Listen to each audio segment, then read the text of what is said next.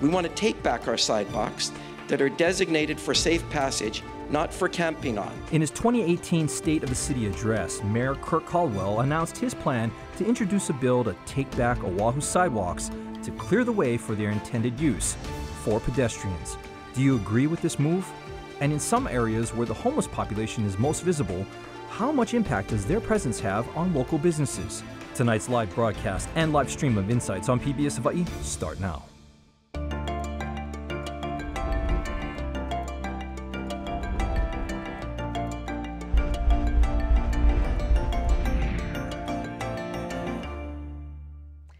Aloha and welcome to Insights on PBS Hawaii. I'm Laurie Yamada.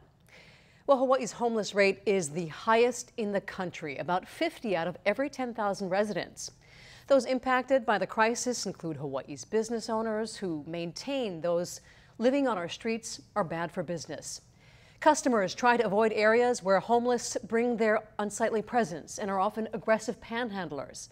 Business owners assert the homeless also generate public safety concerns and are often responsible for theft in business establishments. Tonight we'll be focused on how the local homeless population affects our business community. So joining us in our studio are local business owners and representatives from the city and county of Honolulu and social services providers assisting those in need. So we look forward, as always, to your participation in tonight's show. You can email, call, or tweet your questions, and you'll find a live stream of this program at pbshawaii.org and the PBS Hawaii Facebook page.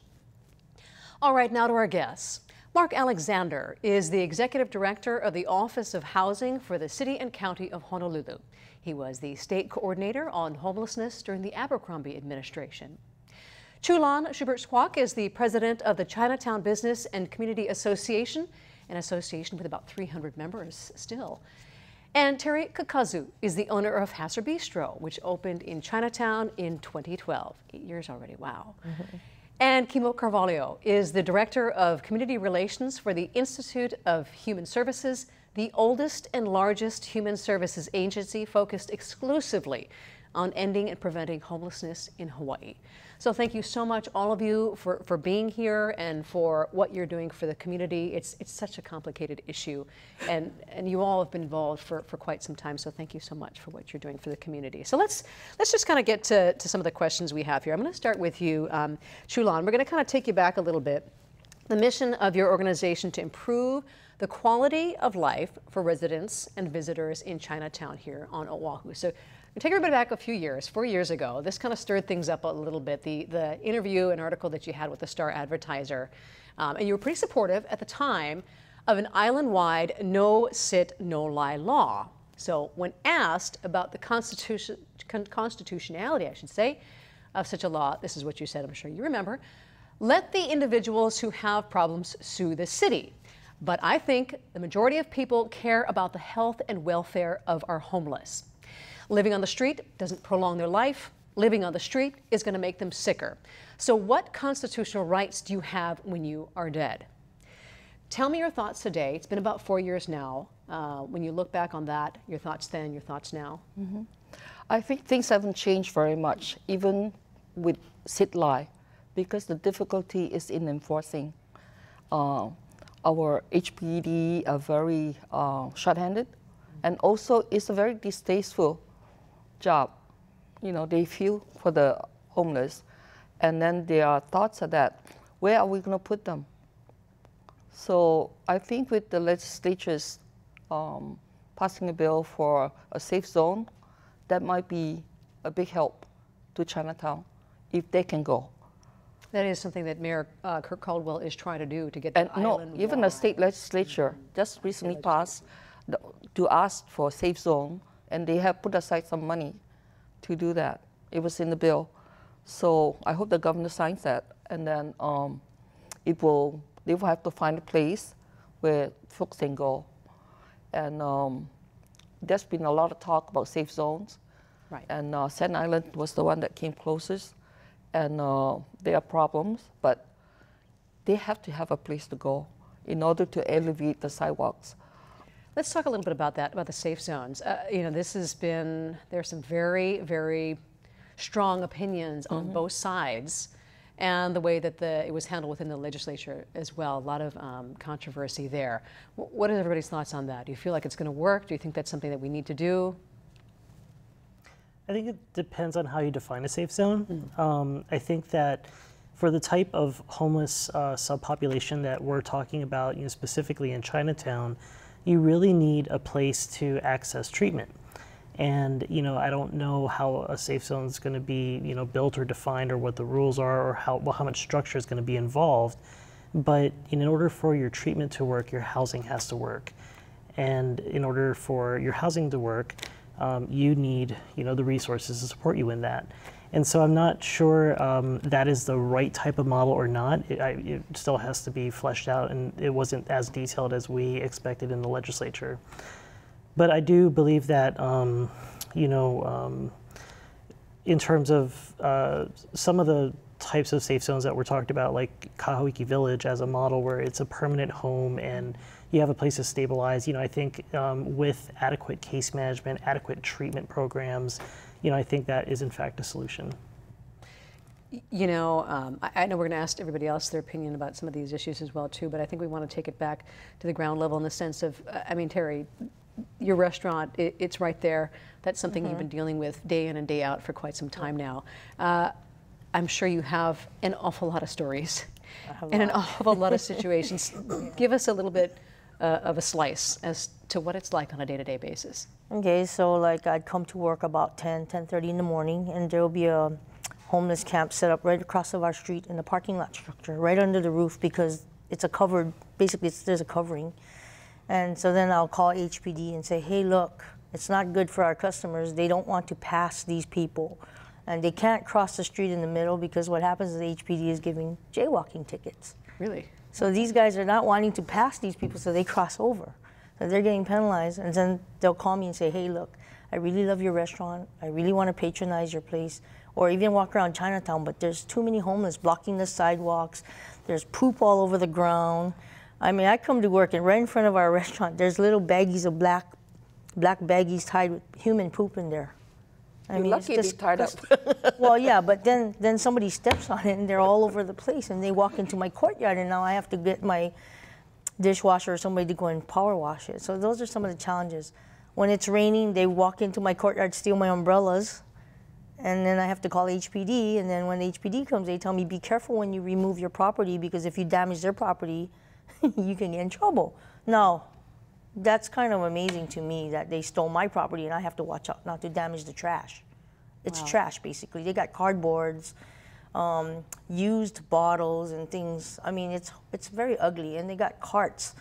And I'm pretty sure so I call the supermarkets and I say, hey, why don't you guys come and retrieve your carts? So they come in this big bin and they take all their carts. So you've been there for about 8 years now. Have you seen it? Is that no, right? Actually, my wine store was the beginning, so we've been there 12 years. 12 years. So how would you describe the change between the past maybe 10, 12 years? Pretty dramatic? Yeah, right in the last 2 years, in fact, in the last year, it's been really bad. Really? There's Micronesian gangs, and I know they're Micronesian gangs, and they're dealing drugs right in front of the parking lot. And I'll call HPD and I'll say, hey, look, there's these gang here dealing drugs, and they're blocking the parking structure, the stairwell. So when a customer comes out of the stairwell, they hit this guy, right? The door opens on them. And then these guys are threatening to kill them or hit them or beat them up because they're high on drugs and they have alcohol in their hand. Wow. And so I said, hey, look, they got alcohol in their hand. And they'll tell me, well, unless I catch them actually drinking it, it's okay for them to have an open container. I'm like, really? Oh, wow. On a city sidewalk? Wow. And also between the city parking lot and the sidewalk, there's a little strip about maybe 2-3 feet. That's where they camp. Yep. And they cannot, so this officer says they cannot touch them because that's state property. So let's talk a little bit about sort of breaking down who we're dealing with here in some of these areas, Mark. Are we talking about, in the Chinatown area in particular, are we talking about oftentimes chronic homeless? Are we talking about people more of a concentration with mental health or substance abuse problems? What are you seeing with that particular population? Sure, let me tie this in with the earlier question concerning safe zones, Ohana zones. First off, has been observed, the legislature made it very broad, so it includes anything from soup to nuts. It can include permanent housing, like a Ka'awiki village, as well as a tent city type of thing, which would be highly undesirable. This type of approach has proved to be a failure, not only in Ala Park here in Honolulu or in Kona, but also in cities like Seattle, as well as San Diego. So this kind of general approach, has been proven to be ineffective. In fact, it has actually led to an increase in unsheltered homelessness. And the reason for that is, quite frankly, that the only, as Mayor Caldwell has said again and again, the only permanent solution to homelessness is housing with an effective support system, including mental health services and drug addiction services. So many of the people that people would like to see moved from the streets into a quote-unquote safe zone are people who are suffering from chronic homelessness. They're suffering from very severe mental illness and addiction. And this is a population that we're seeing in Chinatown. Exactly. As well, in fact, one of the things that's very clear is that the number of chronically homeless on Oahu is around 1,200. And many of them, the vast majority of them, are suffering from mental illness and addiction issues. When we do the point in time count, we've seen a shift in the kind of suffering that many of the homeless are experiencing. And a lot of it is around mental illness and drug addiction. They're not going to go to a safe zone, and they need help.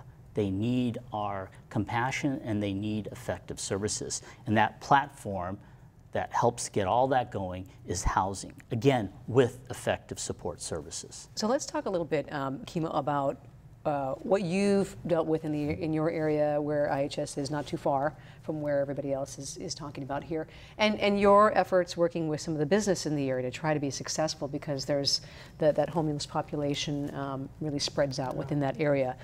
Long's Drugs, CVS coming in, Ross's, new neighbors to IHS more recently. So what did you do? What was happening in the area? Because Kmart had a hard time before CVS came in. Yeah. And what do you think, what were the main issues? What was making it such a challenge, and what did you see make a difference? Well, I think, the enforcement's definitely had an effect on people moving around. But, I think that people need to know that enforcement on a consistent basis is very important. And the reason for that is, yes, people do move around, but eventually, in social services, we have what's called the stages of change. You have someone that goes from complete denial to contemplating their actions to actually taking action. And, when you couple enforcements with outreach services, we actually find that carrot and stick model is very effective. So what was happening, like what Mark just described, we had a very chronic homeless population that really was coming from the Kaka'ako area, and so they set up camp with the construction that was going on for the renovations of CVS moving into Iwalei.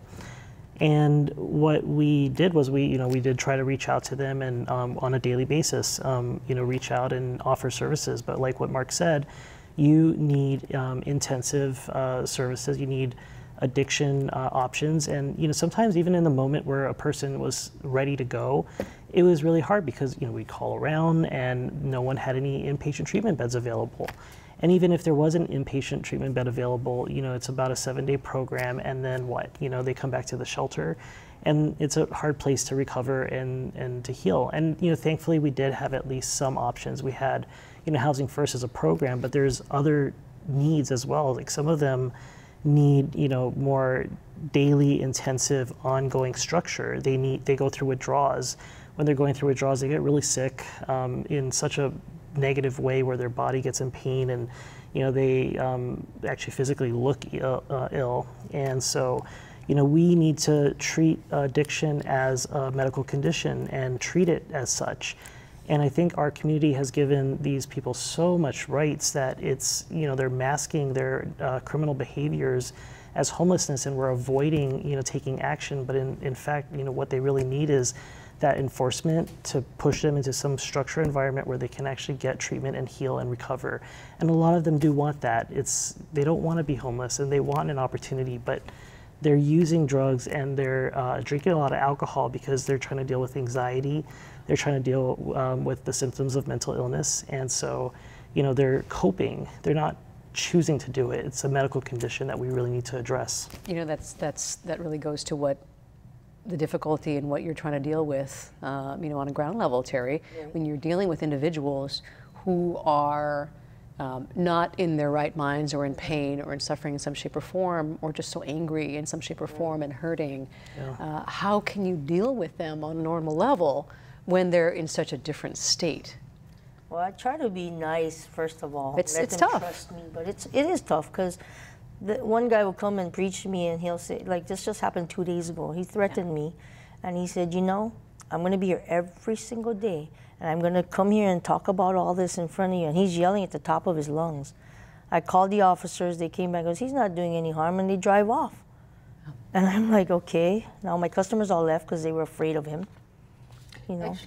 Actually, we see the merchant side of it and the resident side of it, because they're there so often, and the presence is so very negatively impacting their lifestyle in Chinatown. The residents, the elderly, the merchants, the Chinese-speaking merchants, they kind of give up because they said, you know, we have sit-lie, but it's not effective because you're not really enforcing it.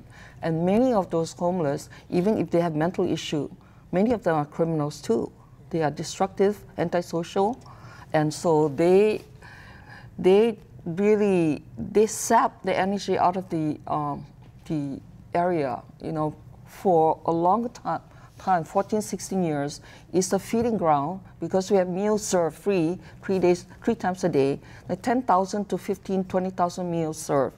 So there's no place for them to go but hang around for the next meal. And it's very bad in that area. Just around the corner from your restaurant. Yes, it's on Mauna Kea and Hawai'i. And this has been going on, and the immigrant community has been very tolerant, very nice, and trying to do everything possible. And even getting daily, you know, people coming in to just grab their goods and leave. And so let's talk about some measurements here. Any way to measure dollars lost? I don't know if anybody's sort of keeping track on that for some of these businesses. Has anybody tried to figure that out? Well, actually, the University of Hawaii has done an estimate based on mainland data in terms of the impact of unsheltered homelessness, and it's between $40,000 and $80,000 annually. That's a very broad range because it depends on access to emergency medical services, for example, emergency rooms. And that's per person. That's per person, yes. And then what we also know is that the solution strategy that would address this population that we're talking about, those that are suffering from mental illness and addiction, it's called Housing First. And Housing First is not housing only or housing anything goes. It includes the offer of mental health services and addiction services, and when utilized, keeps people in housing and gets them healthier. We have a University of Hawaii study on that. The cost for that is between $20,000 and $30,000 per person annually. So we know what works. We've done the local studies as well as the national studies. We have the data that supports that. And we know what is also cost effective, and we know what is good for the community, and it's called Housing First for this kind of population, for these people that are very seriously ill. But there aren't And that many. the studies are available on our housing website. It's been a long time, and there aren't that many built. It's difficult to build. It's difficult for a city. Like I think the last year or so, we did better.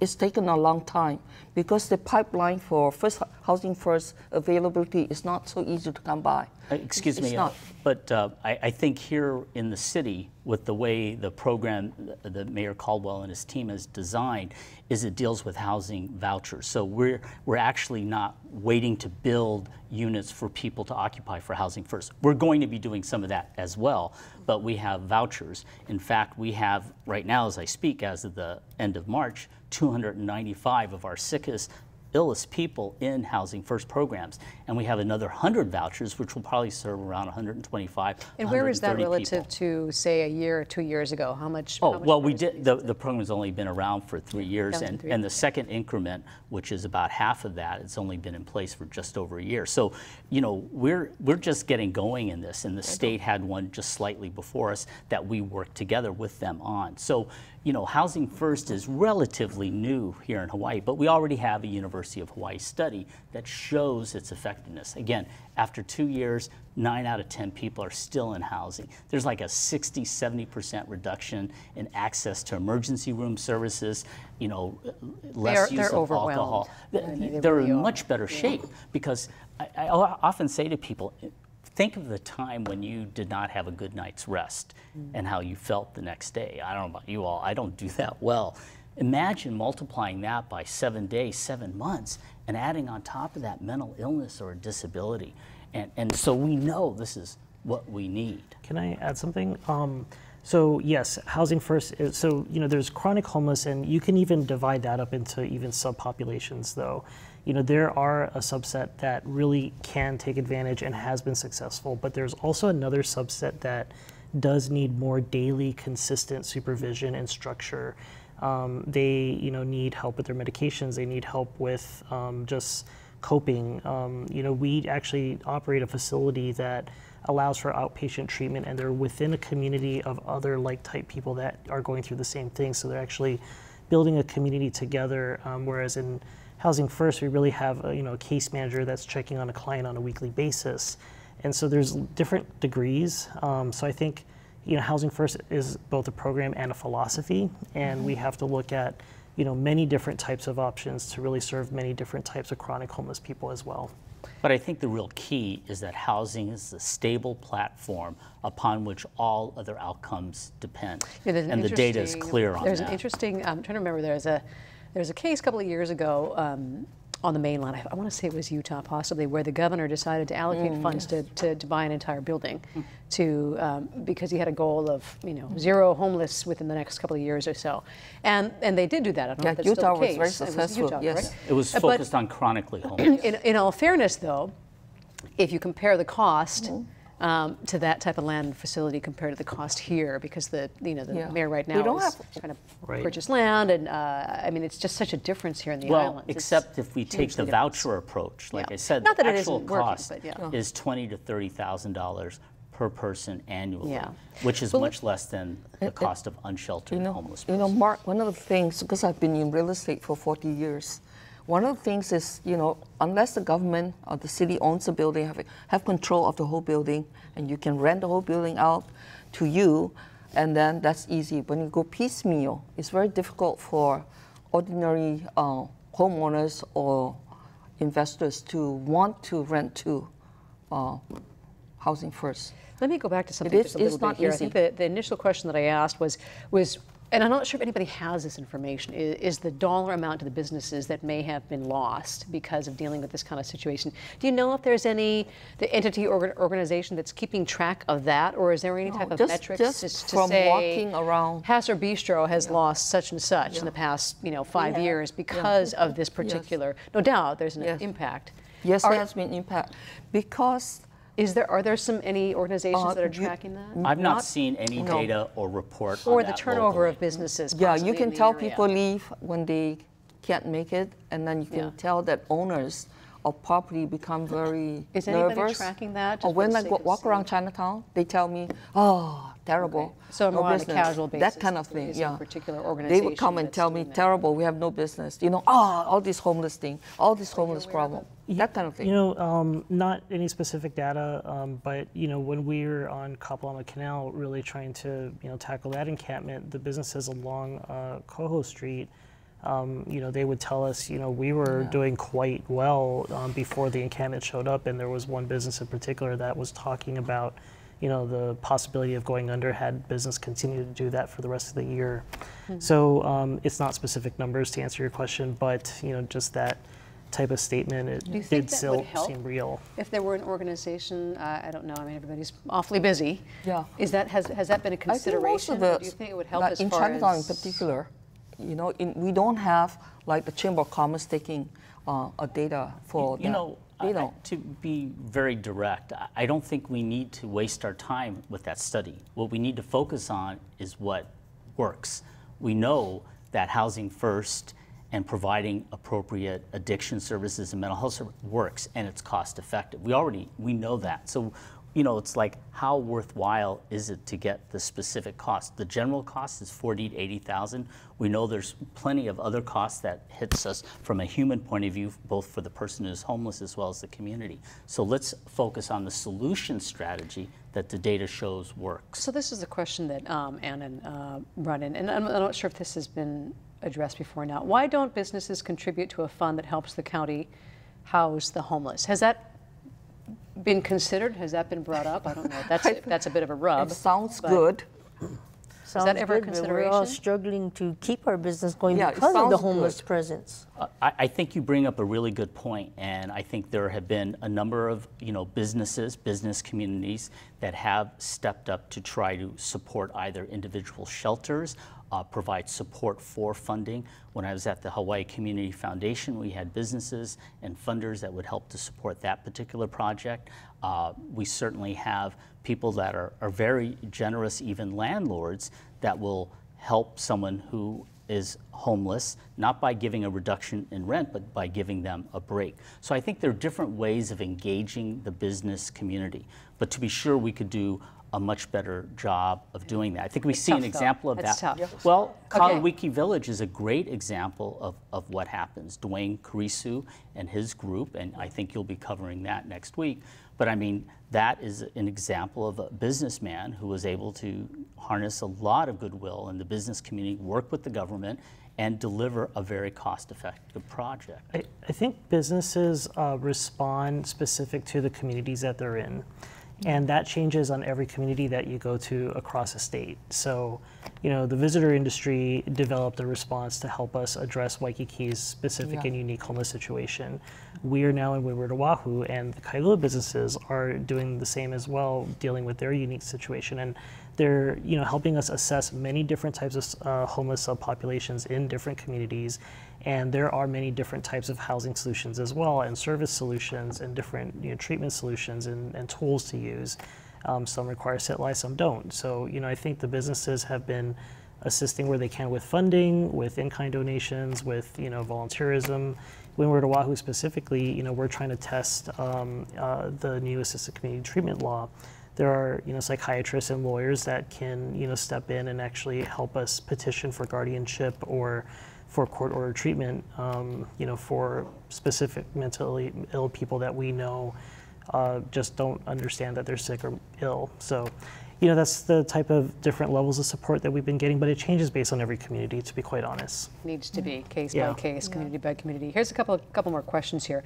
Going back to some of the difficulties you were having getting police presence out there, and what it takes to get them out there. So here's a question, what type of training do police receive in dealing with homeless, especially all different issues, drug use, mental illness, being belligerent?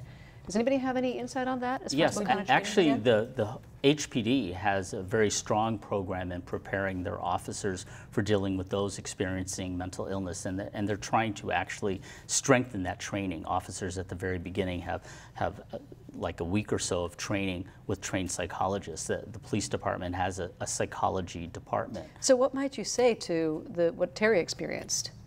I can't speak for that specific incident. I can say that our law enforcement, for example, we have a new program basically called HELP. HELP stands for Health Efficiency Long-Term Partnerships, basically started locally here. It's like creating social workers with guns with the police force, giving them even more tools to engage those experiencing homelessness and working closely with the service providers. We also have law enforcement assisted diversion, which will provide some additional training.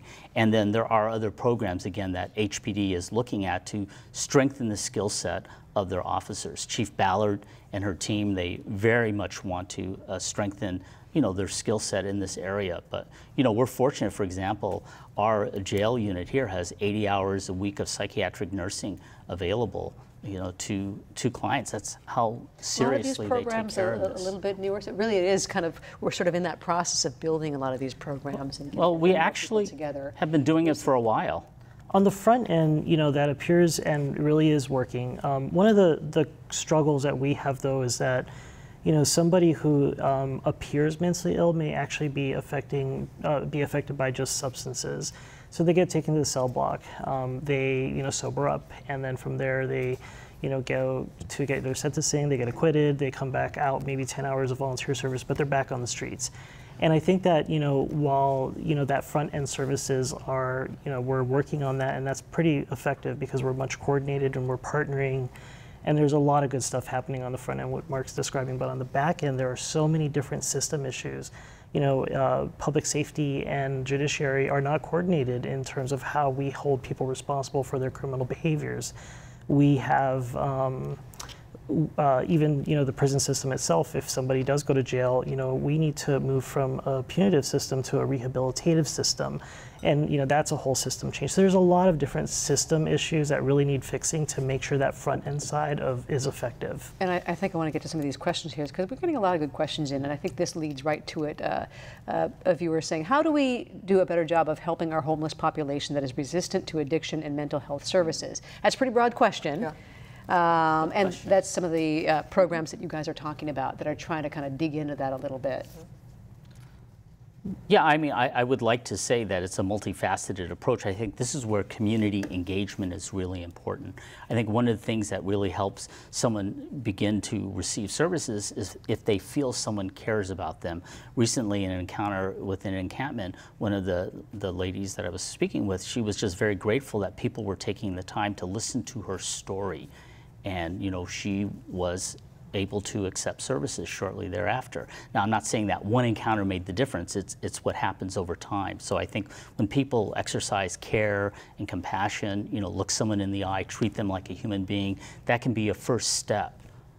I think at the same time, though, there's people who have been on the streets for more than 20 years because they have the human right to stay on the streets and be mentally ill or sick without even knowing they're sick. And I think, I think we're getting better as a community, but overall the general, impression is that, we have really kind of become paralyzed to the extent that, if we talk about their criminal behaviors, then it's targeting homelessness, and we're not trying to target homeless, we're trying to target their behaviors. And for those, for those who are mentally ill or addicted, it's not until they commit a crime does something even happen. And so, I think we just have to balance compassion with responsibility and really look at, mental health and addiction as a medical condition to make sure that they have the right to access treatment and not the right to literally die on the streets with their rights on. Let me get to a couple of these questions here. A quick one. Do health outreach workers in homeless areas promote free birth control and reproductive health services for girls and women, maybe males too? Are you aware? Is that something? I think they do. Okay. I think they do. And I think from the ordinary person's point of view, the people that go shopping, the people that go into a shop, the people that live around, they feel like there are a lot of social services available to help our homeless.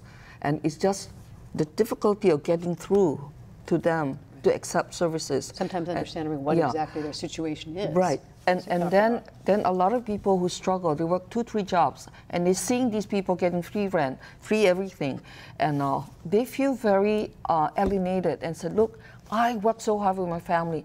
I have 3 jobs, 2 jobs, and I might as well be homeless because I can get all kinds of services. And that's that side of the equation also, because that's why when we talk about community, empathy, sympathy, compassion, these things come into play because they feel played out by some of these attention that these folks are getting also. And the merchants who are aching a living by, they see that these guys are not doing anything and they're getting all this attention, all this help, and they get very mad too. And I tell you, this is the kind of questions that we're getting in right now really gives is really kind of hitting a spectrum of what the population is and why your jobs are so difficult and trying to strike that right balance. And then you have families that come from for example, different islands, and they're here, and they're camping here. They have a big family in the camp. For example, let me make sure I get to some of these questions. So I know everybody's very emotional about this. Here's one question. The laws are not helpful to local businesses. There should be a change in the law. Homeless people should get 2 choices when asked to move. 1, go to IHS, or 2, go to jail. And here's another question on the other side of the spectrum, and I'll let you guys respond. How can we start finding ways to employ the homeless population? That's a touchy subject, and thereby restore some of their dignity. So we're seeing this range here. Very. and then try to decide which programs to focus on and which are going to have the most impact. I think when you work with social workers, they're social work centric.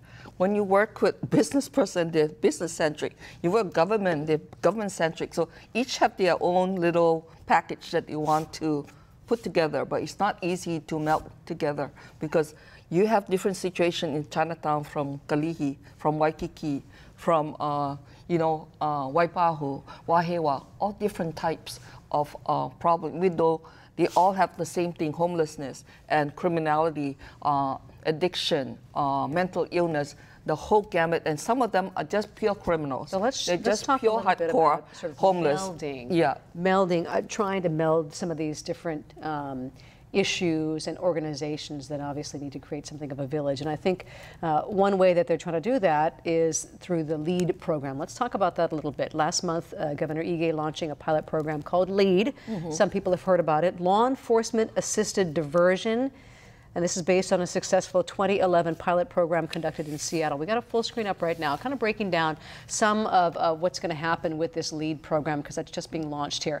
Pilot program focusing on downtown Honolulu and Chinatown right now. A pre-arrest diversion program. I'm sure some of you can talk about that in just a moment. Improve public safety and reduce criminal activity. This is coming from the Department of Health. They're leading this, so in the state. Strengthen bonds of trust between law enforcement and the most vulnerable, and based on successful model from Seattle and some other areas as well. It's not just Seattle. But my understanding is there's about 30 organizations right now that are involved in this program here in the county. Who wants to talk about this? Not everybody's familiar with LEAD. Well, I can start off. Okay. The program is being headed up by Heather Lusk, who is the executive director for CHOW as well as the Life Foundation. And then Lieutenant Mike Lambert and HPD has been, very involved in this. It's just getting going. It hasn't officially started. For people who aren't familiar with So basically what it is when someone is encountered possibly having committed a crime, depending on what kind of crime it is, and this is one of the things that still is being worked out with HPD and with Chief Ballard, depending on what kind of crime it is, the person is given an option. They're given an option of either going to jail, going through that process of being arrested, or they're given the opportunity to have an encounter, a meeting with a lead case manager, who then will work with that person to address some of their needs, which could be around addiction, could be around mental health issues, or whatever it might be. So basically it's to give people an option. And again, this hasn't yet been officially started. It's been announced, and we're all committed to making it work. But the idea, that's why it's called diversion. So when people are in a situation, you give them an option, you give them a choice, and you provide real support. And yet also consequences. If they don't accept, the aid of a lead case manager, then they have to go through the arrest procedure.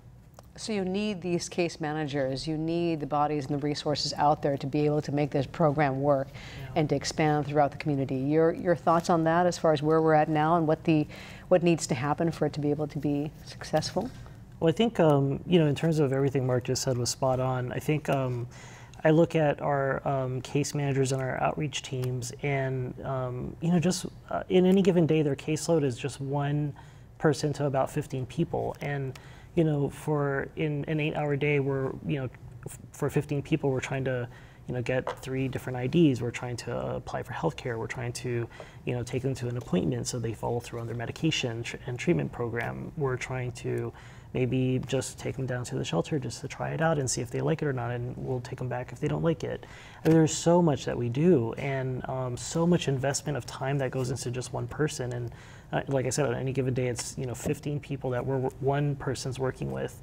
And there's this expectation that we're supposed to really serve a large amount of people, and that's where there's a lot of pressure on people like us that we don't know if we're able to really deliver on promises. So I really just do hope that there's ample resources to support them and really help them in the time that they're actually making a choice and saying, yes, I'm going to make that choice to go talk to a social worker and work on something. Just a quick note. One of the reasons why the Seattle program has been credited for working is because of the different agencies that were involved and the number, just the volume of people and agencies that were involved in this particular program. Is that what's your take on it? It is definitely coming together that way. We just don't know what the volume's going to be, and all I'm bringing up is maybe a concern. Sure. But we haven't started, like Mark said, so we'll see where it goes. And the reason for the multiplicity of agencies is so that you have certain agency that's good at dealing with mental health services, so you want to contact the lead case manager from that agency to help someone, or maybe someone who's struggling with another kind of chronic disability or illness. So that's the reason why you need the multiplicity of agencies. And again, this is where the data-driven side is really critical, because 40% of those that enrolled in LEAD actually moved into permanent housing. And one of the things we forget is you can create all the Ohana zones and all the shelters, but it's only when someone moves into permanent housing that they are no longer homeless and that they have a stable place to sleep and to get well. Let's talk a little bit about compassionate disruption. That's another area that's been definitely debated as far as how it's working, if that's the right solution. What are your thoughts on that? Who wants to kind of touch on that? It's a form of tough love. And I think a lot of the homeless that we come across have been independent for a long time, living the way they like. That's how I like to live. At least that's some of them feel that they should not be bothered by anyone else. Even if we go and sweep the park, they don't like it. They are opposed to us sweeping the park because they're disturbing their beauty sleep. I mean, we've experienced those things. So what I think is that the disruption is good in that it shows public action and public disapproval of people living on the sidewalks. And that's why I have sit and lie, and we need to interrupt so that they are forced to go into shelter. And a lot of the other things we tell people to do, like Mark and I agree on this, and even Governor Neil Abercrombie, don't feed them. They have to go to services to get fed. So that is a opening for them to receive other services. Do you think this is helping? I strongly believe that that free meal service that they're providing gives them an opportunity to stay on the streets. We have, as long as they eat. Yeah, we have been dealing with that problem for a long time, because all you have to do is sit around the sidewalk, and then when time comes, you get fed. They're standing around the corner all the way down. Yeah. Wow. From like an hour before, because so that's I think where they're going to get their meal. if you force them to go into services where they get their meal, but they also get, help. Services, or get cleanup, get a friendly pat on the shoulder and say, hey, I can help you do. And we even have laundry. We have a hygiene center in Chinatown, 7 days a week, 777. A what center? I'm sorry? A hygiene center. The hygiene first hygiene center. Hygiene center. So that we provide free laundry, soaps, towels, everything, toothbrushes. When did that start?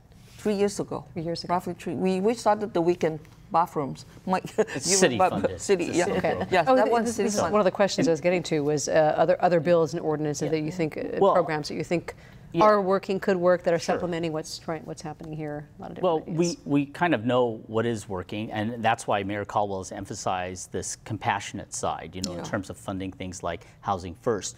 This is why we funded, our special housing projects. The latest one was, Kamaile Kahale out in Waianae, modular housing. It was filled, within a couple weeks with homeless families from that area. We know that we need to do more of those projects, and we have a hygiene center coming up in Kuwili. Right now, that's in process. We've got our own hygiene trailer, which is getting finalized. So we're doing a variety of actions that have one strategy ultimately, and that is to get people into a stable situation called permanent housing. And that's the compassion side, and we're making sure we fund, for example, our navigation center, Hale Maliola, which is low barrier. People can come in with pets, couples, we welcome everyone. And that's the important part, of helping people. We don't want to push people into a situation where they have no options. What do you want to see happen? We talk about these programs that are about to launch, say the LEAD program, for example. How do you see this moving, the way that it needs to move forward for it to be realistic based on the resources, the people that you have now, how you're seeing results happen with these individuals who have different types of problems? Yeah, I think the strategies on the front end, we believe in them. We know that they will be effective. I think that there's a lot of investment on the front end services and not a lot of investment on the back end to, we're talking about, getting someone off the streets, but there's a whole nother process of not just even getting into a home, but maintaining a home long term and rebuilding their lives in such a way where they, get connected to a community, maybe a faith group or a sport, or maybe, start a job, maybe go back and get their education and rebuild their careers. So there's just a lot of back-end work that's needed as well. I think in terms of, so in terms of resources, that's just always a concern that we have. And, there's no specific funding coming to groups like IHS to assist. We're just stepping up and being part of that collaborative effort, but that's out of our personal pockets to really maintain that. And then in terms of compassionate disruption, I was probably the only homeless provider that was up there when we first piloted it in Waikiki. And the funny thing about that was probably, we had many different tools, and Mark described some of those that we use in other places, but just to add to that community, we had a shuttle, we had intensive daily outreach 5 days a week. We had an airline relocation program. We had a lot of different compassionate tools. But what was interesting was the sit-lie law probably was one of the most effective tools at actually motivating someone to take action. And why is that? What's your take on that? For the first time, you actually saw a HPD officer go up to a person and say, hey, are you homeless? Do you need help? And, just sort of that, wow, that's an officer, somebody of authority is talking to me about this. And, because we're coordinated with HPD in Waikiki, they said, well, IHS is here, why don't you work with them?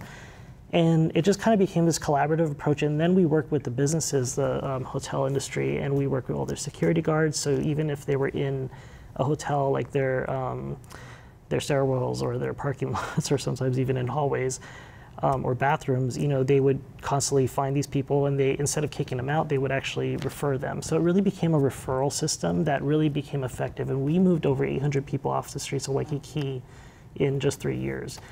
I do think that, what Mayor Caldwell said in terms of expanding sit, lie, and compassionate disruption across the state, I think there's a lot of value. But again, I come back to resources. I think that both that carrot and the stick model is what's effective. If you want that, great, we're on board, but we just want to maintain resources so that we can actually respond. And I think that's an issue that Chief Ballard has brought up and said, look, especially when it comes to the possibility of an island-wide sit-lie law is resources, is bodies, is being able to have the manpower to get out there and enforce this.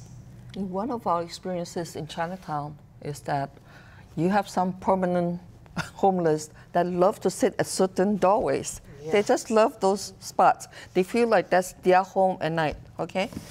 And so owners come and work in the morning, and they have to be very polite to them to wake them up, to move off the premises so they can wash, so they can open their shop. So this is a daily occurrence in Chinatown. So that's compassionate. And a lot of the shopkeepers do feed these people too. They give them food. They try to bribe them off their doorway, okay?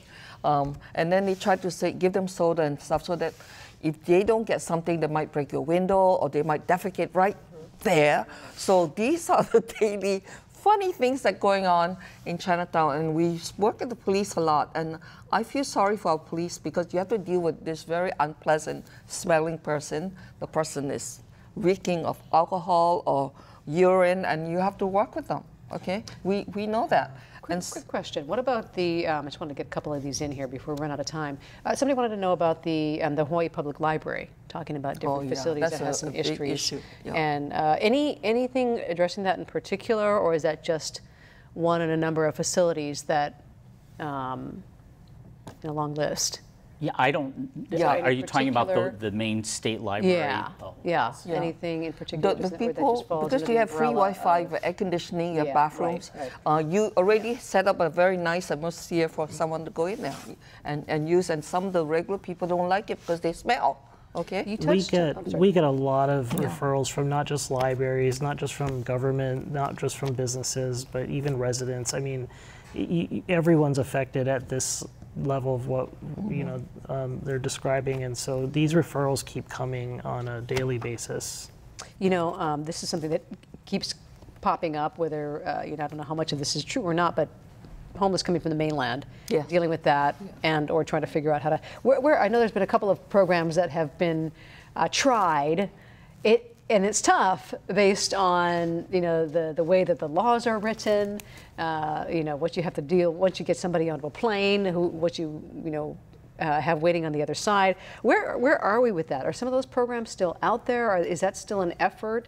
Is the mindset that all of these people are coming from the mainland, has that been blown up, or is that? Yeah, let's clarify that. So that's a myth. Okay. And that's a myth that gets propagated in all major West Coast cities. That's two of the questions that I had. So sure, no, and it's understandable. But our data is very consistent on this. Less than 10% of the homeless community has been here for less than a year. The largest group of homeless persons is those who have been here 20 years or longer, and the largest ethnicity impacted by homelessness are Hawaiian and part Hawaiian communities. So the data has been pretty consistent on that. So we've only got a few minutes left here, so a couple more questions, but let's just kind of do a little bit of a round robin here. I know we touched on a lot of different programs, a lot of different areas that you're working on, but what would each of you like to end on as far as where we are right now and what you want the emphasis to be on? I know you touched quite a bit on Housing First, and that is indeed moving forward. We talked about the LEAD program. What are your other thoughts? What are your other thoughts at this point as to where you want the focus to be and where you feel it needs to be? I really think that what's happening in Chinatown now is a good start because they have a help resource center right behind the police station. And this is where police in plain clothes is walking around, I would say 3 times a week, spending 4 hours to talk to our homeless in parks and anywhere so that they're not threatened by the badge. And so I think this is very effective. And this just started about less than a month ago. It had a soft opening. And I think this is one new solution that we're looking at. Besides just compassionate disruption, but this is a new technique that even though they have they have arrest warrant, they're gonna forget that for now. But added experience for the officers too, to be able to just go and they're training more officers to do this. And much as they're short of manpower, they're short about, we all know, 250 to 300 police officers, but they are dedicating a group to do this, especially in Chinatown. So we are grateful for that. Terry, you want to chirp in? We got a couple minutes left, so I want to see if everybody can. Oh, no, I mean, I think that if the officers, they explained to me that they're specifically trained for certain things, but I think that in a general, they should all address all officers to, at least like if someone complains, come and help us address the situation and help us remove those people, because a lot of them are good people. They're just, like you said, sick. I tried to talk to them and be nice about it, and then most of them move away. But I think if we had a more relationship with the HPD to help us engage with these homeless people, it might help a little bit more. Like we had a plainclothesman come by, a detective, and he spoke with me, and it's been working, like Shulan said. In the last month or two, they've been coming around and helping us in that sense, but it's not enough. Yeah, it's just the beginning. On that thread, anything else? I think Chief Ballard has really taken a leadership direction here, and like Assistant Chief, Alan Nagata and Lieutenant Mike Lambert, they're really focused on giving the officers skills so they can engage the homeless community in a more effective way. Help them before they get into trouble and get them to services. This is a bright spot, actually, for now. Not arresting them, but working with them. Any other thoughts, Kina?